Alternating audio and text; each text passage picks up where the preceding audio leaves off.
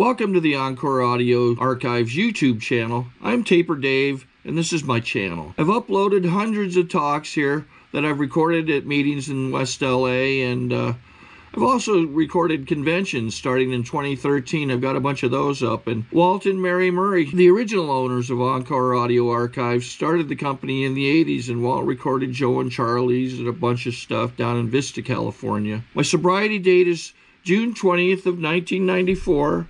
I hope you find something you like, so please like and subscribe to my channel and comment down below. If you want to hear something that I don't have or that you don't see, I'll see that I get it. Anyways, take care and have a great day if you want to. To obtain additional copies, receive a free catalog of AA and Al-Anon talks, or to find out about our tape and CD of the Month Club, call Encore Audio Archives at 1-800-878-1308 or visit our website at www.12steptapes.com. I'm an alcoholic and an addict. My name is Sherri. My sobriety date is July 24th, 1997. And my home group is the Lambda South Halt group on Sunday mornings. And if you're ever in Fort Lauderdale, please join us. I got a couple things I got to do first. One is take a drink of water. 2,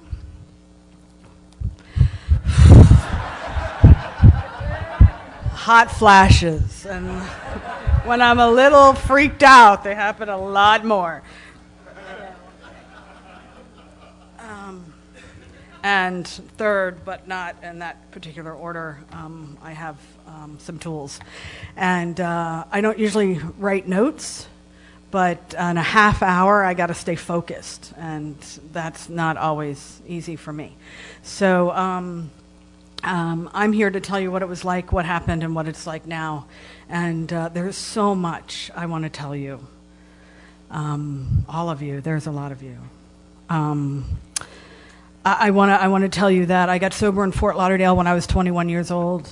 I was told by a judge that I was going to die if I didn't go to those meetings in jail. I had been sitting in jail for about 4 months. And I heard him. I believed him. And I was one of those kids. I come from a family that, very successful family. They were very busy, and so I was kind of not seen. And so I used that not being seen to do whatever the hell I wanted to do. And that's basically what I did. So I wasn't really good with rules. Curfews, rules, school, and that meant school. I dropped out in 9th grade. My first drug was pot. And the first time I smoked a joint, some people say, oh, I didn't, it wasn't my plan to grow up to be an addict or an alcoholic. But when I took that first hit off that joint, that's what I wanted to do for the rest of my life. I wanted to feel that way for the rest of my life. And that gave me a sense of belonging, some confidence and courage. And you look at me now and like confidence, courage, people who know me, I'm pretty much a loudmouth. And, control issues, right, Todd? And I was a big personality. So the pot gave me what I wanted. But I'm telling you, I was born an alcoholic and an addict because I took off running with it. I mean, it wasn't enough. And it's funny because it's not funny, haha. But after I was sober in AA for 10 years, I relapsed, and my first drug was pot again, and I took off running. I mean, it's the same story. It didn't change at all for me, and I went to jail when I was all the time. I don't pick an age. I went to jail. I met up with some bikers. I left home at 13. I met up with some bikers later in life. I would go back and forth my home life. I'd go back and forth. My mother would hide me out from my father. He was an alcoholic. He's one of those genius alcoholics, you know. He was People liked him. You know, he was loud, he was boisterous, and he was really smart. And before I could leave the house, he'd like quiz me on math and stuff, like, because he was always building stuff, and he'd like, so if we did this, this, and this, what would happen here, you know? So I was really good at, this is a skill I learned from him. I could like focus in and pay like attention, razor sharp attention at that moment, and give him the answer he needs so I could leave, you know? I always had that skill that I could see what to do in the moment and do it so I can get what I want and leave. And I've carried that through my life, but that's just another mask that I wore. You know, I wore many, many masks as an alcoholic and an addict. So what would happen out there in the world, you know, we talk, the Al-Anons are talking about that they survived. I didn't know y'all talked about that much. I've been in Al-Anon 8 years, and I haven't heard so much about the surviving. But I survived my own alcoholism by having that razor sharp what to do. I was with a biker one day, a bunch of them were at the clubhouse. I ran with the outlaw motorcycle gang, and a guy put a gun to my head, and he said, "What would you do if I pulled the trigger?" Now, I could cry, I could snivel, I could do all that stuff. But instead, I said, that'd be a huge mess to clean up. You know, and he's like, good answer. And, you know, so I had that skill, you know, it was a great skill to have, to think on your feet. And it saved my life a lot of times. But now as I've gotten sober and stayed sober and done a little more spiritual work, I believe I have a lot more going on for me than just my own mind. I think I'm carried a lot more than I know. I got sober, like I said, in the court system, and I had a great sobriety. I went to meetings. I was 21 years old. It was 1983. The old timers, you know, were like, I spilled more of my tie than you could ever drink, you know, and I was like, yeah, can you imagine the drugs I've done? Dude, you haven't done those. You don't know nothing. You don't know nothing. And so, but they let me talk about drugs. Nobody shut me down in AA when I started talking about drugs. And I'm really grateful for that, very grateful for that. My first sponsor was hot. Oh my God, I got hooked up with her from the treatment center, like said, oh, we're going to hook you up with, I went right to a halfway house. And so they hooked me up with this, but I didn't know I was a lesbian, so I missed out on that. But she was amazing. And it was at that time with The Cure and Mad Max, and she had the cuffs on, and she was hot. I wanted what she had. I just didn't know it. But it's funny because now when I look back, I can see how I hung on her every word. But she gave me a lot. She brought me through those first few months sober. Actually, I spent 14 months altogether, institutionalized somehow, jail, treatment, halfway house.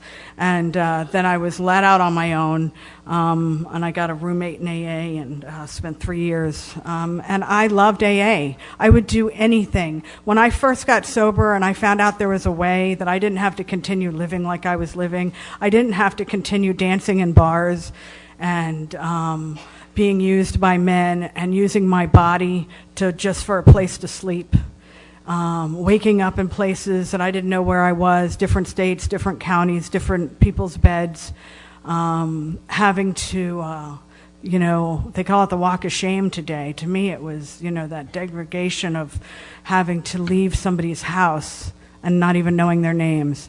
And usually it wasn't a house, it was a, disheveled apartment with roaches, it was just, that's how I lived. I went from my parents living on 10 acres and in a beautiful home with horses to, putting my head down and walking out of an apartment from somebody I don't know who they are. and not knowing what happened to me the night before. I lost my place. I think that happens up here because everybody that I've heard speak said, "What was I saying?" What the hell was I saying? So what I do want to say is that my sponsors. So when I got here at 21 and you told me to get on my knees before I went to bed, get on my knees in the morning, read this, read that, have to make your bed, you have to show up 15 minutes early, you have to go to coffee after. I did whatever you told me to do. It was like the dying grabbing a life preserver, like it says in our book. And I didn't grow up with words like grace and courage and acceptance and gratitude and all that. So I had to learn to put a name to those feelings. And I also had to learn to put a name to anger, resentment, self-pity. And I was told I was only allowed to feel sorry for myself for 5 minutes. That's it, and then move the hell on. And you know, I did a little extra, but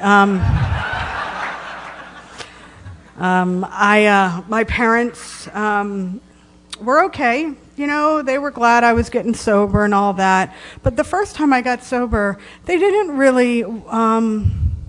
Well, my dad wasn't around for my second time, but you know, it was just great. Sherri got sober, you know, because I was still the bad kid getting better. I wasn't the sick person who got well. I was the bad kid getting better. And so I want to tell you about that 10 years, what's an amazing thing. And what happened really quickly was I came out. At 7 years, I came out. I had married a guy. And 7 months later, I was like, I don't know why I did this. You know, it was the next thing to do. I was trying to fit in. I was trying to do what I thought I was supposed to do. And I was sponsoring some gay women at the time. And my sponsor was gay. And I thought I was just open, you know? So what happened was I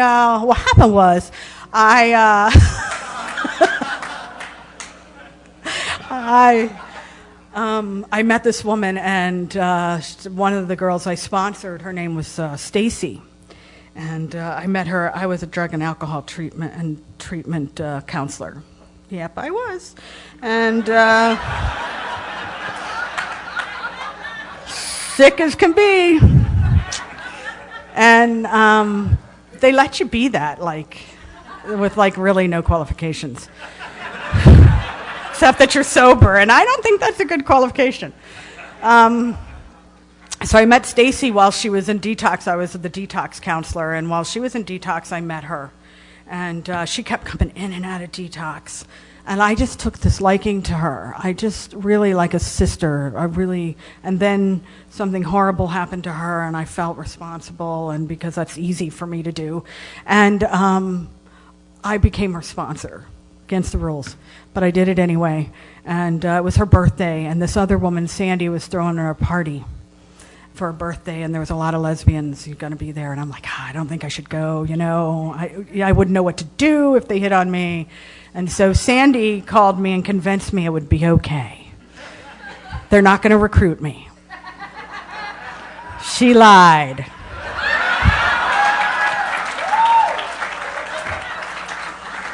I walked into that woman's house and fell in love with her the minute I walked in that house. I never, just like AA, when I walked into the rooms at AA, I never wanted to leave that house again.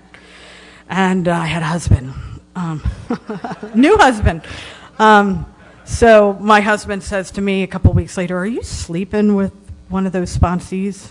And I'm like, "No, God, no, I'd never do that. I wouldn't." But a couple weeks later, he says to me, "You know, you're never home anymore. What's going on? Blah, blah, blah." And I said, "I think I'm gay." And he runs to me and he goes, "I knew you were a dyke." I'm like, wow, why didn't you tell me? We could have avoided all of this. God. So we got divorced. And we did it, we did it loving. I learned something from Alcoholics Anonymous. I loved this guy. He was a great guy. He was sleeping with prostitutes and smoking crack behind my back. I didn't know all that. I thought he was sober and, loyal, but that wasn't happening. But we went to therapy and we broke up. I love you. This isn't about you. And, I tried to do it gentle. At the best I knew how at the time. That's something I do today. When I'm working through something in my life today, I say, do I want to look back on this with grace, or do I want to look back on this with regret? So how am I going to handle this? Because I know I want to look back on it with grace. And that was one of those things. I can say I look back on that with grace.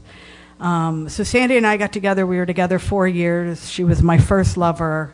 And we became, after we broke up, we moved to Colorado the first time, before Todd, because I've done that twice. We moved to Colorado, and I was 9 years sober, and my dad had just died. And to obtain additional copies, receive a free catalog of AA and Al-Anon talks, or to find out about our tape and CD of the Month Club, call Encore Audio Archives at 1-800-878-1308, or visit our website at www.12steptapes.com. I quit going to meetings. I went to a couple meetings, and like Todd said, they weren't the same. So instead of sticking around, I just hung out with other people. I bought a Harley Davidson, and I got with the girl pack, and we rode Harleys. And when we weren't riding, I was always a designated driver. I was sober. I was a designated driver. A lot of people smoked pot. No problem. I'm sober. I'm happy, but I'm not going to meetings. I quit talking to God, and I was a raging lesbian. Out, I was single for the first time as a lesbian. So that was pretty exciting. And July 4th party in 1993, a joint went around, and I took it. I didn't think about it. I didn't plan it. I just took it and took a hit. And I used for 4 years from that time. I didn't go to meetings. I didn't go in and out. I didn't call anybody. I just started using. And about 6 months after that, I started drinking. So I moved to Atlanta, because the people who knew me in Denver or in Fort Collins knew me sober. And I could already feel the unraveling start to happen, and I didn't want them to see that. And plus, I really love the women of Atlanta. So I moved to Atlanta, and I ran a coffee house, and I loved it. It's probably the best job I've ever had. I love that coffee house. I still go to it today. And I started doing cocaine. And cocaine, because then I could drink more, and then I could, and I'd never done crack. And then, and Stacy came up and visited, and then we started using together. And I was with Stacy one time, and I'd got some cocaine, and she says, I hope you don't mind. I don't like snorting this stuff. I like to put it in my arm. And I said, I've always wanted to do that. So I spent a year shooting cocaine pretty much on a regular basis. And on one of those times, I'm looking down at myself on the bathroom floor, thinking, what happened? Where did I go? This isn't me. This is not what I wanted for my life. And I hated you people with a vengeance. Oh my God, I blamed you for my relapse.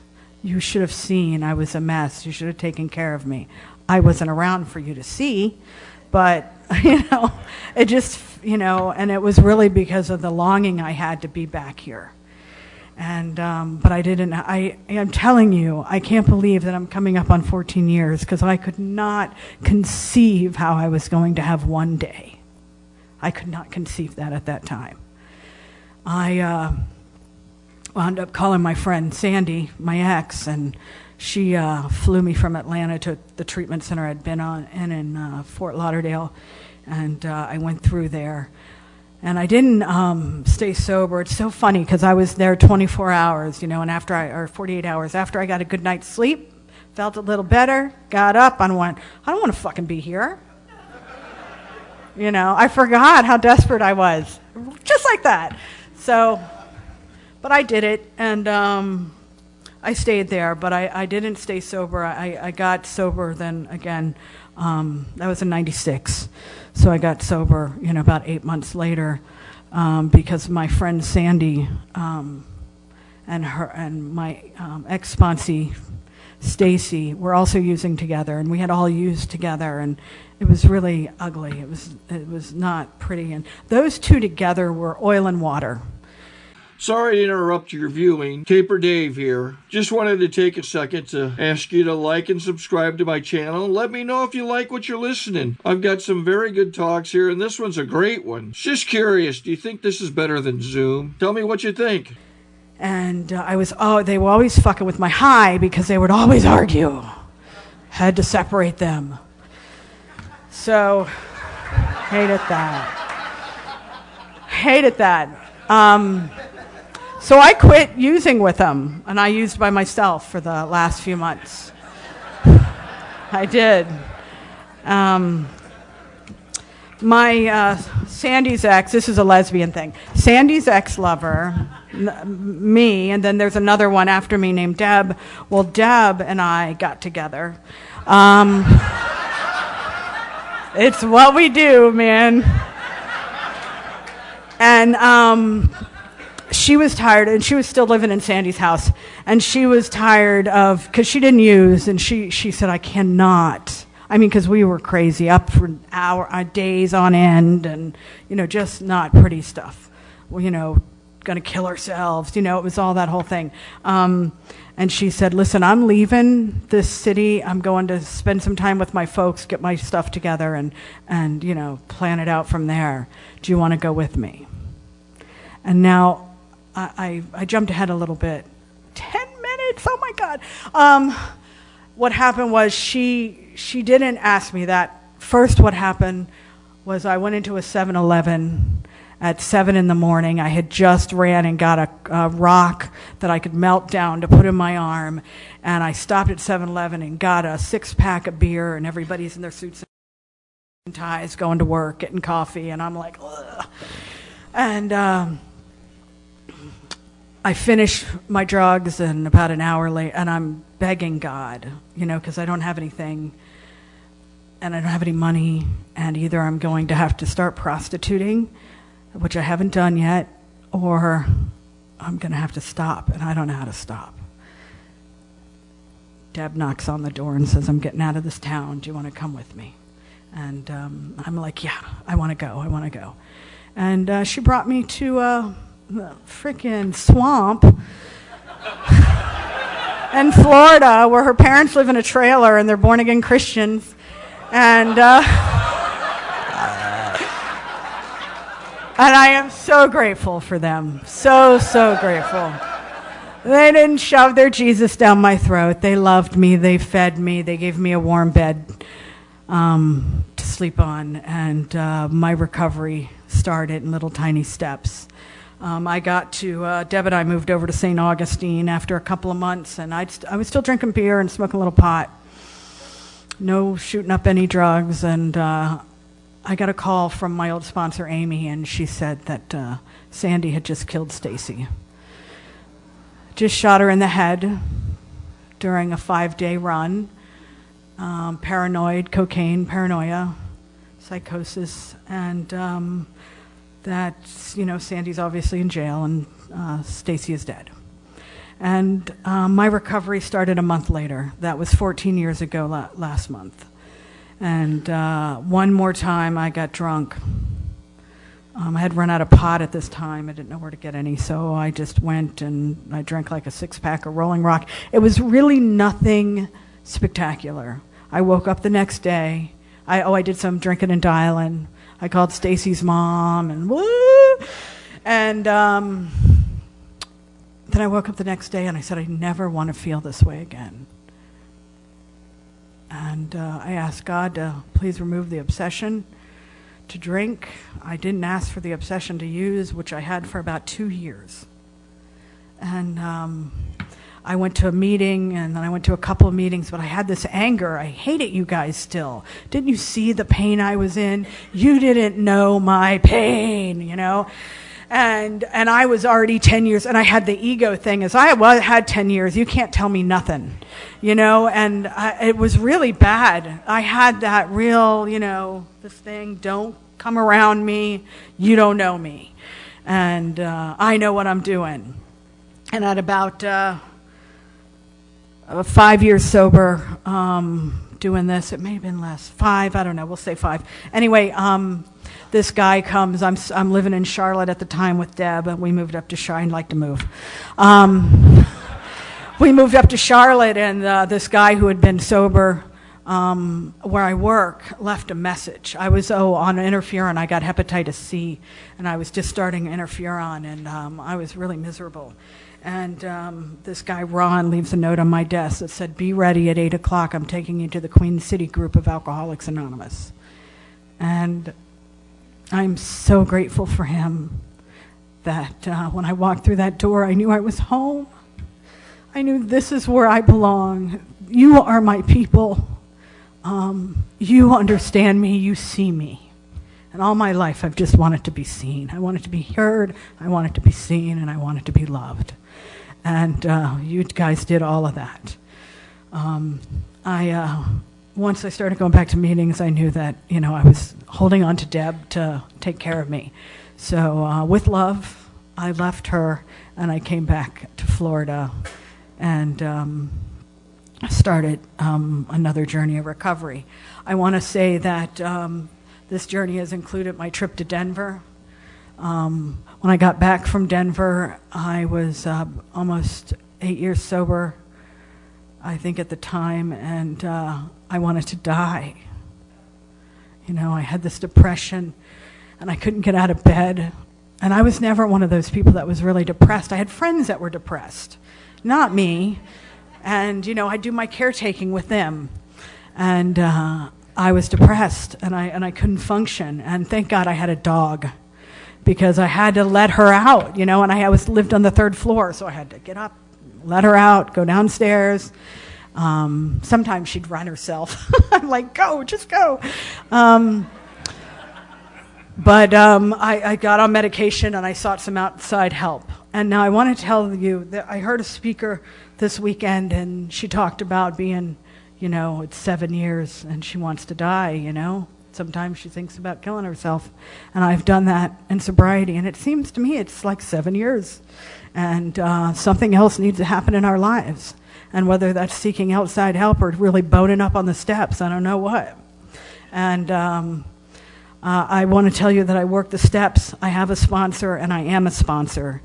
I carry my message outside. I don't just come to these rooms and talk about Alcoholics Anonymous. I talk about my recovery by how I show up in other people's lives.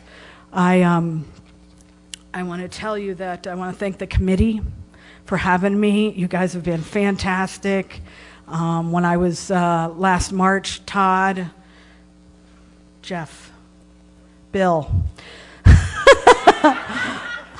were at the roundup, and I sat at the table with them, and they're like, "Yeah, you'd be a great speaker." And I sent my CD, and y'all heard it and brought me here, and I'm so grateful for that. I'd like to invite everybody to the Miami Roundup. It's in March. It's a beautiful time of year. You got to come.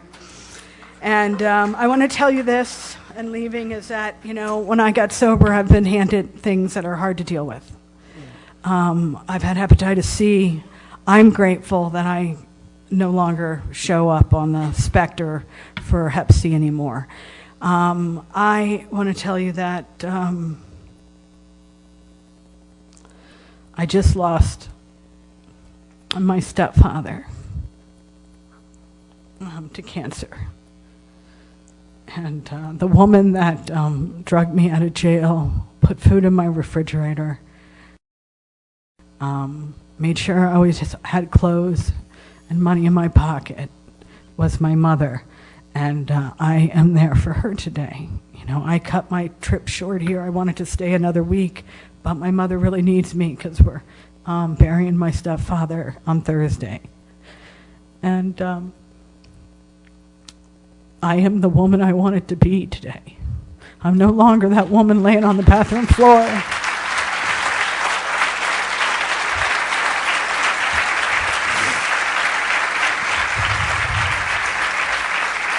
Thanks. It was the strength from the people in here, my sponsor, my friend. I have great friends. I have great AA friends. Oh my God. We're little kids. We get together and we're like 10, you know. Oh my God. It's so much fun to be a little kid. And I just want to read this real quick. This was from my, it's a reading I do every day. It's from Mark Nepo. I don't know if you've heard of Nepo, but it's called Out From Under. All the darkness, I'm going to walk the light, from Job. Sometimes there's just too much to consider, too much to understand and analyze, too many consequences to play out in our mind, too many things to clean, unpack, or repair before we can get out and live. Sometimes the simplest and best use of our will is to drop it all and just walk out from under everything that is covering us. Even if only for an hour or so, just walk out from under the webs we have spun, the task we have assumed, the problems we have to solve. They'll be there when we get back, and maybe some of them will fall apart without our worry to hold them up. Wouldn't that be nice? 1 hour when I come to a meeting, sometimes everything looks different. Thanks.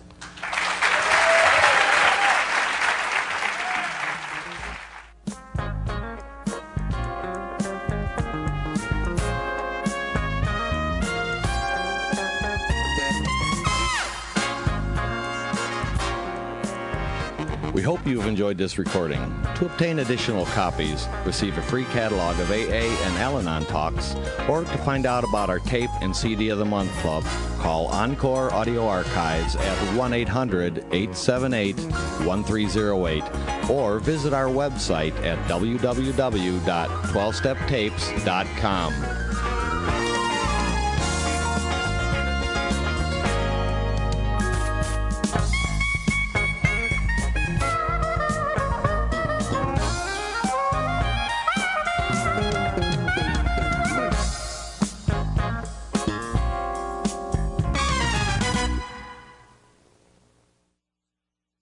I think we got a great talk going on here. Thanks for watching the channel. Taper Dave here. Just curious, do you think this is better than Zoom? Okay, this is how I prepare my drone for launching. I like to do it inside the cab of my truck so I'm not standing outside in the weather. To install the joysticks for control, up and down, right and left, powered on. I have an Android phone that I use to connect it to the drone with, and it's actually controlled through the iPhone, through an app. Oops, wrong way. It's actually controlled through the iPhone, or through this Android phone, through the app. It's actually controlled through the Android phone, through an app, and you connect it through this short connection right here.